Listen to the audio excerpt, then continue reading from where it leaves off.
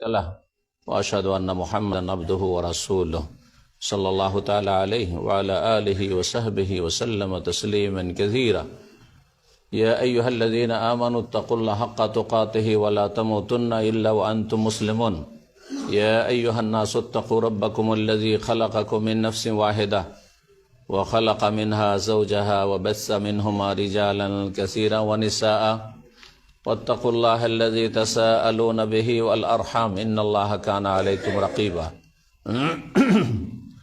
يا أيها الذين آمنوا اتقوا الله وقولوا قولا سديدا يصلح لكم أعمالكم ويغفر لكم ذنوبكم ومن يطع الله ورسوله فقد فاز فوزا عظيما أما بعد فإن خير الحديث كتاب الله وخير الهدي هدي محمد صلى الله عليه وسلم وشر الأمور محدثاتها وكل محدثة بدعة وكل بدعة ضلالة وكل ضلالة في النار أعوذ بالله من الشيطان الرجيم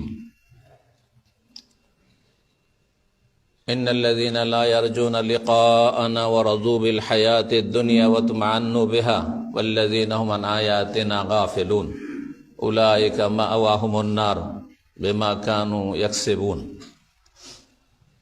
আল্লাহ রাব্বুল আলামিনের প্রশংসা এবং প্রিয় নবী সাল্লাল্লাহু আলাইহি ওয়াসাল্লামের প্রতি সালাতু সালাম সুন্নতি খুতবাতুল হাজায় পেশ করে আজকের জুমার খুতবায় যে বিষয় নিয়ে আপনাদের সামনে দু চারটি কথা এই জন্য বলতে চাইছি যে আমরা যাতে নিজেদের সংশোধন করতে পারি এবং নিজের অধীনস্থ যারা রয়েছে পরিবার পরিজন এবং আপনজন আত্মীয় স্বজন যারাই রয়েছে আশেপাশে পাড়া প্রতিবেশী দেশ জাতি যারা অনেকেই অজ্ঞতার কারণে বিভ্রান্ত হয়ে রয়েছে অথবা জানে তারপরে বেআমল গাফেল উদাসীন হয়ে রয়েছে তাদের যাতে করে ইসলাহ হয় এবং আল্লাহ রাব্বুল আমাদের সকলকে যেন ইসলাহ সংশোধনের তৌফিক দান করেন। এটি হচ্ছে আম্বিয়া রসুলগণের মিশন। ইন উরিদু ইল্লাল ইসলাহ মাস্তাতাতু মা তৌফিক ইল্লা বিল্লাহ। আমাদের উদ্দেশ্য একমাত্র একটি, সেটি হচ্ছে ইসলাহ করা, সংশোধন করা। বাঁকা হয়ে গেছেন, নিজেকে সোজা করেন না। জি, আমি বাঁকা আছি, আমি নিজেকে সোজা করে নেব যদি বুঝতে পারি, টের পাই। যদি টের না পাই, বুঝতে না পারি, হিতাকাঙ্ক্ষী হয়ে ব্যক্তি জীবনে যদি ভুল ত্রুটি থাকে তাহলে একা একা বলে দিতে হবে, সমাজে নয়। কারণ সমাজে বললে সেটা নাসিহা হবে না, ফাদিহা হয়ে যাবে। সমাজের সামনে ব্যক্তি জীবনে ভুল ত্রুটি যদি বলা হয় যেটা দ্বারা অন্য কোনো মানুষের ক্ষতি হচ্ছে না, সেটা যদি জনসমাজে বলেন, সবার সামনে, দুটো লোকের সামনে বলেন, তাহলে সেটা তার নসিহা করলেন না, উপদেশ দিলেন না, তার হিতাকাঙ্ক্ষী হলেন না, খায়ের খাহি করলেন না, বরং ফাজিহা করলেন, তাকে অপদস্থ লাঞ্ছিত করলেন। কিন্তু কিছু কিছু ভুলভ্রান্তি আছে যেগুলির দ্বারা অন্যরাও ক্ষতিগ্রস্ত। অল্প লোক হোক অথবা বেশি মানুষ হোক, সারা বিশ্বের মানুষ হোক, ক্ষতিগ্রস্ত। তখন যেহেতু বহু মানুষকে বিভ্রান্ত করেছে তার কথা বা তার কাজ বা তার লেখনী, সুতরাং আপনার সংশোধনমূলক কথাগুলি তাদের সবার কাছে পৌঁছিতে হবে। কিন্তু উদ্দেশ্য হচ্ছে ইসলাহ, সংশোধন করা, যথাসাধ্য মাস্তাতাত ওমা তৌফিক ইল্লা বিল্লাহ। শোয়েব আলাইহিস সালাম বলছেন, আল্লাহ ছাড়া কেউ এই কাজের তৌফিক দিতে পারবে না, আমার দ্বারা মোটেই সম্ভব নয়। এমনকি আমার নিজের সংশোধন করা আমার দ্বারা সম্ভব নয়। তো উদ্দেশ্য হচ্ছে সংশোধন করা, উদ্দেশ্য আর অন্য কিছু নয়। বিষয়বস্তু সেটি হচ্ছে সমাজে প্রচলিত পাপ। আর পাপ হচ্ছে ক্যান্সারের মতো রোগ। ক্যান্সার যদি কারো শরীরে থাকে, তার জীবাণু যদি পাওয়া যায়, তাহলে সেই ব্যক্তির ঘুম হারাম হয়ে যাবে। সেই ব্যক্তি ভালো করে বুঝে গেছে যে আর আমার সময় দুনিয়াতে বেশি নেই, কখন যে মরণ চলে আসবে নিশ্চিত। এটা সবাই বিশ্বাস করে, মুসলিম অমুসলিম সবাই বিশ্বাস করে আজকালকার জামানে। আমার জীবনে, আপনার জীবনে প্রত্যেকে আপন আপন জায়গা থেকে নিজের মুহাসাবা, আত্মপর্যালোচনা করেন। আর প্রত্যেকের জীবনে গুনাহ আছে, কারো ছোট আছে, কারো বড় আছে, কারো কম আছে, কারো বেশি আছে, গুনাহ আছে, পাপ আছে। আর সমাজে কিছু কিছু পাপ এমন হয়েছে যেগুলি ব্যাপক আকার ধারণ করেছে, যেগুলি জাতির দুনিয়া আখেরাতকে সর্বনাশ করে ফেলেছে, যেই জাতির পাপের কারণে তারা আজকে জালেমের জুলমের শিকার হচ্ছে, নিজেকে মজলুম মনে করছেন, কিন্তু আপনি যে আগে জালেম হয়েছেন, আপনার জাতি আগে জালেম হয়েছে, আপনার পরিবার আগে জালেম হয়েছে, হ্যাঁ, সেই জন্য আল্লাহ জালেমকে চাপিয়ে দিয়েছেন। এই কথাগুলি আমরা বুঝি না, আর বুঝলেও না বুঝার ভান করি, যার ফলে আমাদের ওপর থেকে জালেমকে আল্লাহ উঠিয়েও নেন না, আর আমাদের জুলমের অবসানও ঘটে না। আর এই অবস্থা আমাদের চলতে আছে, দুর্দশার শেষ না। আজকে তো 50, 60, 70 বছর যাদের বয়স হয়েছে দেখতে আছেন, আগের জুলুম চাইতে আজকের জুলমের ভয়াবহতা আরো বেশি হয়েছে, ব্যাপকতা হয়েছে। হিমশিক খাচ্ছেন, রাস্তাঘাটে চলাপথে ফিরায় কত পেরেশানি হচ্ছে। এগুলির একমাত্র কারণ হচ্ছে অমা আসাবাকুম মুসিবাতিন ফাবিমা কাসাবাত আইদিকুম। যা কিছু মুসিবত, বালা মুসিবত, জুলম, অত্যাচার যা কিছু হচ্ছে, শোষণ পীড়ন হচ্ছে, ফাবিমা কাসাবাত আইদিকুম, তোমাদের কৃতকর্মের কারণে, তোমাদের পাপাচারের কারণে, তোমাদের জুলম অত্যাচারের কারণে। তোমরা আগে জুলম করেছো। ওমা যালামাহুমুল্লাহ, আল্লাহ জুলম করেননি যে তোমাদের উপর কাউকে চাপিয়ে দিয়েছেন, জালেমকে চাপিয়ে দিয়েছেন। ওয়ালাকিন্নান নাস আনফুসাহুম ইয়াজলিমুন, তারা নিজেরাই নিজের উপর জুলম করেছে। আদম আলাইহিস সালাম কোন বড় গুনাহ করেছিলেন, তারপর নিজেই স্বীকার করছেন, রব্বানা যালামনা আনফুসানা। প্রথম মানুষ, আমাদের সকলের পিতা, আমাদের জন্য উত্তম আদর্শ রাসূলুল্লাহ সাল্লাল্লাহু আলাইহি সাল্লামের পরে। সুতরাং জুলুমকে, আপনার জীবনে পাপকে যদি পাপ বলে চিহ্নিত না করতে পারেন, পাপ সম্পর্কে যদি আপনি গাফিল হয়ে থাকেন, তাহলে কখনো কল্যাণ নেই, কখনো কল্যাণ নেই। আপনার জীবনের পরিবর্তন আল্লাহ করবেন না, আরো দুর্দশার শেষ থাকবে না, ভবিষ্যৎ অন্ধকার। দেখছেন আগামী প্রজন্মের ভবিষ্যৎ অন্ধকার সব দিক থেকে। এই জন্যই যে আমরা পাপ থেকে ফিরে আসার চেষ্টা করি না। পাপ থেকে ফিরে আসার নামই হচ্ছে তওবা। তাওবা এত মানে ফিরে আসা। আর যে পাপ হয়ে গেছে সেই জন্য ইস্তিগফার, আল্লাহর কাছে ক্ষমা প্রার্থনা, ক্ষমা চাওয়া, এই দুটো বিষয় অত্যন্ত জরুরি।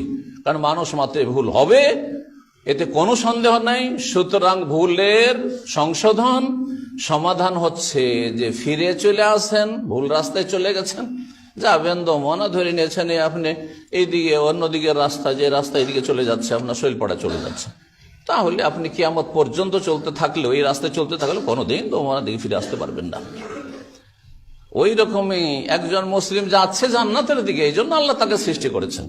আপনি জান্নাতের রাস্তার উল্টো রাস্তা জাহান্নামের দিকে চলতে আছেন। যত পাপের দিকে চলতে আছেন না, তওবা করছেন না, তত বেশি আপনি জান্নাত থেকে দূরে হয়ে যাচ্ছেন আর জাহান্নামের কাছে চলে যাচ্ছেন। কখন মরণ চলে আসবে আর জাহান্নাম আর কবর আযাব আপনাকে গ্রাস করবে। আল্লাহ বুঝার তৌফিক দান করেন। সমাজে যে সব প্রচলিত পাপ রয়েছে, কয়েকটি পাপ বলবো সংক্ষেপে, ভূমিকাতে যথেষ্ট সময় নিয়ে নিলাম। আর জুমার খুতবা, সুতরাং এতে হাত পা বাঁধা, এতে বাড়ানো যাবে না। যার ফলে ইনশাআল্লাহ তাআলা খায়রুল কালামে মা কাল্লা ওয়া দাল, অল্প কথায়, একটা কথায় মানুষের নসিব হতে পারে। সবচেয়ে বড় হাদিস যদি রাসূলুল্লাহ সাল্লাল্লাহু আলাইহি ওয়াসাল্লামের দেখেন, তবু 1 পৃষ্ঠার বেশি হয়তো হবে না, 1 পৃষ্ঠার বেশি হবে না, সবচেয়ে বড় হাদিস না। রাসূলুল্লাহ সাল্লাল্লাহু আলাইহি ওয়াসাল্লাম হাদিসগুলি 1 লাইন 2 লাইন, 1 লাইন 2 লাইন, তাতে এমন ফেরেশতা চরিত্রের মানুষ তৈরি হয়ে গেছে, এমন ফেরেশতা চরিত্রের মানুষ আল্লাহ রাসূলুল্লাহ সাল্লাল্লাহু আলাইহি ওয়াসাল্লামের মাধ্যমে আল্লাহ তৈরি করেছেন যে যাদের জন্য কোনো প্রশাসনের দরকার ছিল না, আর যাদের জন্য স্বীকার করার জন্য তদন্ত বিভাগের কোনো দরকার ছিল না, নিজে এসে স্বীকার করছে, ইয়া রাসূলুল্লাহ তাহিরনি, ইয়া রাসূলুল্লাহ পাক করে নেন, ইন্নী আসাবতু হাদ্দান, আমি হদে পৌঁছে গেছি, আমি এমন পাপ করেছি দুনিয়ার আযাব আমার জন্য আখিরাতের আযাবের চাইতে হালকা, সুতরাং আমাকে আপনি পাক পবিত্র করে নেন, নাপাক হয়ে গেছে, নোংরা হয়ে গেছে। সুবহানাল্লাহ, কি ফেরেশতা চরিত্রের মানুষ রাসূলুল্লাহর মাধ্যমে আল্লাহ তৈরি করেছেন। কেন তৈরি হয়েছে? কারণ রাসূলুল্লাহর মধ্যে সবচেয়ে বেশি ইখলাস ছিল। সুতরাং যারা মানুষ তৈরির কারখানায় কাজ করছেন, উলামায়ে কেরাম এবং দাঈ ইলাল্লাহ, তাদের মধ্যে ইখলাসের পরিমাণ বাড়াইতে হবে। ইখলাস আছে, কিন্তু সেটাকে বৃদ্ধি করা যাবে। যত বেশি বৃদ্ধি করবেন, আপনার হায়াতে, আপনার আমলে, আপনার দুনিয়া আখিরাত সবকিছুতে বরকত হবে। রব্বুল আলামিন যেন তৌফিক দান করেন। প্রথম যে পাপটি, সেটি হচ্ছে আল গাফলা, গাফিলতি। হয়তো এই কথাটি বলে যদি ছেড়ে দিই, তাহলে সাধারণ মানুষ তো কিছু বুঝবেন না, হয়তো কিছু তালেবে ইলম আছেন তারাই বুঝবেন। আল গাফলা আনিল্লাহ ওয়া আনিল আখিরা, উদাসীনতা, গাফিল, উদাসীন, আল্লাহ থেকে গাফিল। অধিকাংশ মুসলিম, অধিকাংশ আহলে হাদিস আল্লাহ থেকে গাফিল, পরকাল থেকে গাফিল, উদাসীন, বেখবর, নাকে তেল দিয়ে ঘুমাচ্ছে। দিনের পর দিন চলে যাচ্ছে, সপ্তাহের পর সপ্তাহ চলে যাচ্ছে, মাসের পর মাস চলে যাচ্ছে, বছর পর বছর চলে যাচ্ছে। দুনিয়ার অনেক উন্নতি করে কোথায় ছিল আর কোথায় সে রাতারাতি অনেক উপরে পৌঁছে গেছে, কিন্তু একবারও তার আল্লাহর কথা মনে পড়ে না, একবারও তার আখিরাতের কথা মনে পড়ে না, একবারও মরে যাব আমার কবরে কি হবে এই কথা মনে পড়ে না তার। এবং মনে পড়লেও ওই নাকের ডগায় মাছি বসার মতো, মাছি ভ্যান ভ্যান করার মতো, মাছি আসছে তাড়িয়ে দিলেন, কোনো পরোয়া করেন না। ঠিক তেমনি পাপ করতে আছেন, অন্যায় করতে আছেন, আর দুনিয়াতে ডুবে গেছেন, আখিরাত থেকে গাফিল হয়ে গেছেন, আল্লাহ থেকে গাফিল হয়ে গেছেন, মসজিদ থেকে গাফিল হয়ে গেছেন, আর দিন থেকে অনেক দূরে চলে গেছেন। অথচ জন্মসূত্রে মাশাআল্লাহ সবচেয়ে ভালো লাকাব আহলুল হাদিস, কোরআন সুন্নাহ অনুসারী। আহলুল হাদিস মানে কি? আহলুল হাদিস মানে কোরআন সুন্নাহ ওয়ালা, আকীদাতে কোরআন সুন্নাহ ওয়ালা, ইবাদত বন্দেগীতে কোরআন সুন্নাহ ওয়ালা, কোরআন হাদিস ওয়ালা, আখলাক চরিত্রের লেনদেনে, সার্বিক জীবনে, ব্যক্তি জীবনে, পারিবারিক জীবনে, স্ত্রীর সাথে, ছেলে মেয়ের সাথে, বাপ মায়ের সাথে, আত্মীয় স্বজনের সাথে, পাড়া প্রতিবেশীর সাথে, তারপরে মুসলিম ভাই বোনদের সাথে, দেশবাসীর সাথে, অমুসলিমদের সাথে, সব ক্ষেত্রে কোরআন এবং হাদিস ওয়ালা, যারা কোরআন এবং সুন্নাহর অনুসারী। নাম অনুযায়ী যদি কিছুটা কাজ থাকতো, কিছুটা কাজ বলতে ফরজ ওয়াজিবগুলি আদায় করতাম আমরা, আর হারাম নাজায়েজ থেকে যদি বেঁচে থাকতাম, তাহলে আল্লাহর কাছে নাজাত পেতে কোনো অসুবিধা নেই। ভুল করার পরে এহসাস, অনুভূতি হচ্ছে যে ভুল হয়ে গেল, সুতরাং নিজেকে তিরস্কার করছেন, আপনি নিজেকে ধিক্কার দিচ্ছেন যে আমার দ্বারা কেন পাপ হয়ে গেল, আমি একজন আহলে হাদিস, একজন মুসলিম। আর তারপরে আপনি অনুতপ্ত, লজ্জিত হচ্ছেন আল্লাহর কাছে যে আল্লাহ আমি অন্যায় কাজ করেছি, ভুল কাজ করেছি, নিজেকে লজ্জিত মনে করি আর অনুতপ্ত হয়ে মুখ দেখাবার মতো সবসময় আল্লাহ দেখছেন, আল্লাহ শুনছেন, আল্লাহ জেনে নিয়েছেন, দুনিয়া জানেন আমার পাপের কথা, কিন্তু রব তো আমার জানছেন। এগুলি আমাদের মধ্যে থেকে হারিয়ে গেছে, এগুলো হারিয়ে গেছে, এমন গাফিলতি ছেয়ে গেছে যে গাফিলতির পরিণাম জাহান্নাম। আল্লাহ রাব্বুল ইরশাদ করেন সূরা ইউনূসের একটি আয়াতে, ইন্নাল্লাযীনা লা ইয়ারজুনা লিকানা, কয়েকটি দোষ, মানুষের কয়েকটি বদ স্বভাবের কথা আল্লাহ আয়াতে বলেছেন। অত্যন্ত গুরুত্বপূর্ণ আয়াত। উলামাদেরকে বলবো, মাদ্রাসা তালিব ইলমদেরকে বলবো তাদাব্বুরে কোরআন করার জন্য। শুধু কোরআনের তরজমা পড়া নয়, আর কোরআন পড়ে শুধু এক অক্ষরে 10 নেকি নেওয়া নয়, আর কোরআন পড়ার পরে তাফসীর বুঝি আমি, এই দাবি করা নয়, আর কোরআন পড়ে খুব সুর ধরে ওয়াজ করতে হবে, এটা নয়। এতে কিছু হবে না, আপনার অন্তরে পরিবর্তন হবে না, আপনার লাইফ চেঞ্জ হবে না, আপনার জীবনে ইসলাহ নেমে আসবে না, আপনি সোজা হবেন না, ওই বক্র পথে আছেন, বক্র পথের থেকে যাবেন, টেড়া হয়ে আছে, টেড়া হয়ে থেকে যাবেন। সোজা হইতে আপনাকে, সোজা যদি হইতে হয় কি করতে হবে? তাদাব্বুরে কোরআন করতে হবে, কোরআন গভীরভাবে অধ্যয়ন করতে হবে। তাফসীরের পরে এর স্তর তাদাব্বুরে কোরআন, আফালা ইয়াতাদাব্বারুনাল কোরআন, কোরআন নিয়ে তারা গভীরভাবে চিন্তা করে না। এক শ্রেণী মনে করে তাদাব্বুরে কোরআন মানে সায়েন্স আর টেকনোলজি। কোরআন সায়েন্স শেখাবার জন্য আসেনি। কোরআনে সায়েন্সের কথা থাকতে পারে, কিন্তু মুখ্য উদ্দেশ্য সায়েন্স শেখা নয়, বরং সেগুলি দিয়ে আল্লাহকে চেনা না, সেগুলির মাধ্যমে আয়াতে কওনিয়া, সৃষ্টিগত নিদর্শনের মাধ্যমে, এবং আপনার আয়াতের শারঈয়ার মাধ্যমে, ওই ইলমুল ওয়াহির মাধ্যমে রবের সাথে পরিচিত করিয়ে দেওয়া, পরিচিতি যেন হয়ে যায় আমাদের, রবের সাথে আমাদের যেন সম্পর্ক ভালো হয়ে যায়। তো আল্লাহ বলছেন ইন্নাল্লাযীনা লা ইয়ারজুনা লিকাআনা, আয়াতটি একটু গভীরভাবে একটু চিন্তা করে দেখেন। কয়েকটি দোষের কথা আল্লাহ বলছেন। নিশ্চয়ই যারা পরকাল সম্পর্কে আশাবাদী না, পরকালের আশা রাখে না। এখন দুনিয়ার ক্ষেত্রে অনেক আশা রাখছে, যে বিয়ে করেননি বিয়ে করব, বিয়ে করেছেন ছেলে মেয়ে হয়নি ছেলে মেয়ে হবে, আর তারপরে ছেলে মেয়ে মানুষ করবো। যার ছেলে মেয়ে হয়েছে এখন থেকে চিন্তা লাগিয়ে দিয়েছেন, এখনো পড়ার লায়ক হয়নি, যোগ্য হয়নি, তারপরও যে এই কোনটাকে কি বানাবো, কোনটাকে ডাক্তার বানাবো, তো কোনটা ইঞ্জিনিয়ার বানাবো, তো এটাকে আলেম বানাবো, যারা দিনদার আলেম বানাবো, বা আর কিছু বানাবো। এক কথায় দুনিয়ার অনেক প্ল্যানের কথা, এগুলি নিয়ে আশা আকাঙ্ক্ষা, বড় উচ্চ আকাঙ্ক্ষা আর বড় বড় আশা নিয়ে বসে আছেন, যেটা হয়তো পুরা হবে না। দুনিয়া নিয়ে অনেক বড় বড় আশা আকাঙ্ক্ষা রয়েছে, কিন্তু আখির লা ইয়ারজুনা লিকাআনা, আল্লাহ বলছেন আমার সাথে সাক্ষাৎ করতে হবে, এই বিষয়টির আশা আকাঙ্ক্ষাই রাখে না। এই বিষয় সম্পর্কে তার তেমন কোনো ভ্রুক্ষেপ নেই, বিশ্বাস নেই। একটি দোষ, যে আল্লাহর সাথে দেখা করতে হবে এক্ষুনি হইতে পারে।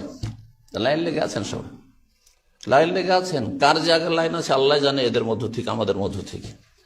লায়ারজুনা লিকান, আল্লাহর সাথে সাক্ষাতের আশাবাদী নয়।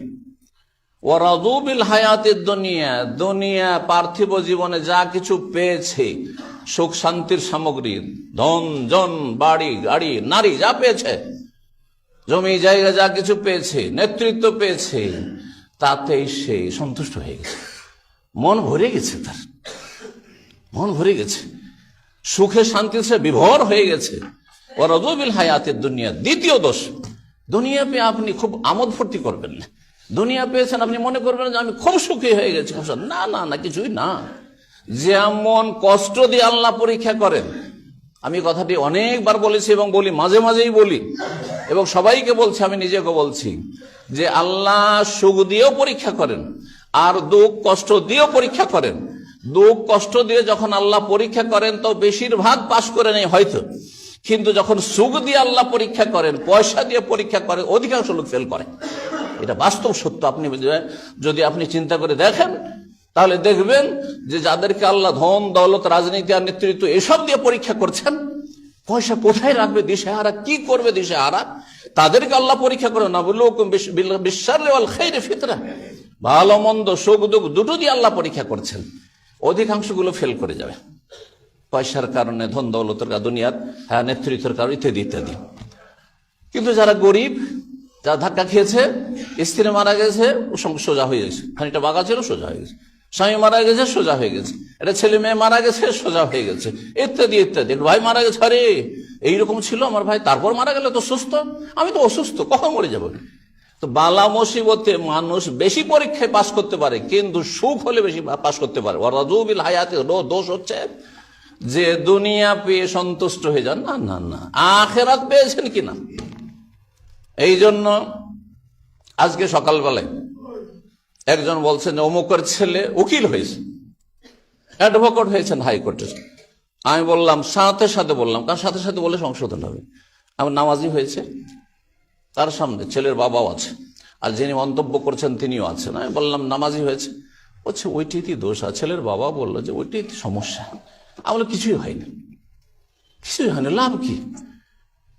সবসময় আমি একটি কথা বলি, মুসলিম হয়ে যদি না থাকতে পারে আর সে যদি দেশের মালিক হয়ে যায়, তো উম্মতে মুসলিম আর কি লাভ হলো, তার দ্বারা কি লাভ হলো, আর বাপ মায়ের বা কি লাভ হলো।